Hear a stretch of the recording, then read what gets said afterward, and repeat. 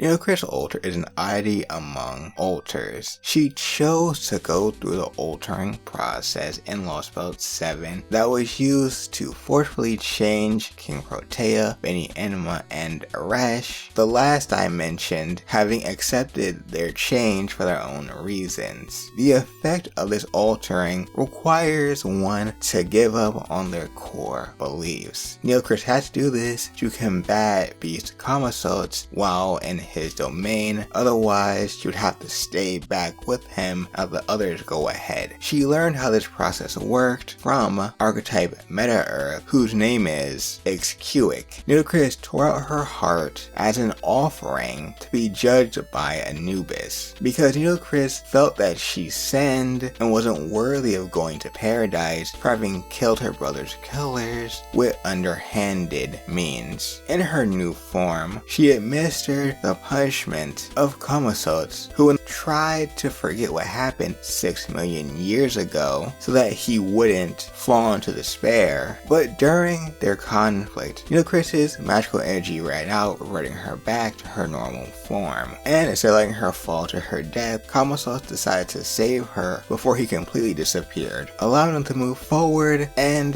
let Nitocris have another fight against Talak with her new power. She is unique among Avengers, considering she has nothing to avenge, and she is also a part of the normally unsummonable in this form Servant Club. The reason we have this form of her is probably due to the ultrification process from Kamasots using the Master's command seals, similar to what he did with Benny Enema and King Protea, which were actually stolen, or rather used as a cost to bring the Master back to life in the beginning of the chapter. She is the embodiment of Anubis and arbiter of divine punishment in this form, and is comparable to divine spirit without being one, not having a divine core. She doesn't have one because the 6th dynasty pharaohs did not wish for it to be, thus she doesn't have one. In this form, she is called the Queen of the Underworld, who inhabits the skies, which is the inverse to her caster form, who is the incarnation of Horus instead, who has rule over the underworld. Personality wise, she is considered to be very calm and also cold and unwavering even among other Egyptian servants, and it is unclear if in her third ascension if she is mostly Nitocris or Anubis, as both say is actually the other who is in control. And if you want to learn more about altars or their alternatives, lilies and larvas, check out those videos next.